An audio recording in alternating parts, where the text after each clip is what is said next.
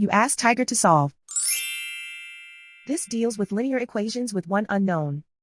The final result is x equals -1/2. Let's solve it step by step. Group all k terms on the left side of the equation. Subtract 5x from both sides. Group like terms. Simplify the arithmetic. Group like terms. Simplify the arithmetic. Group all constants on the right side of the equation. Add 7 to both sides. Simplify the arithmetic.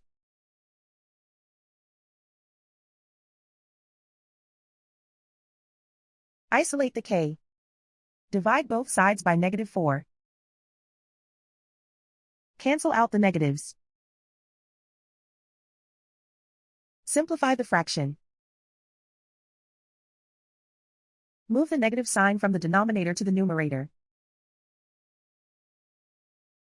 Find the greatest common factor of the numerator and denominator.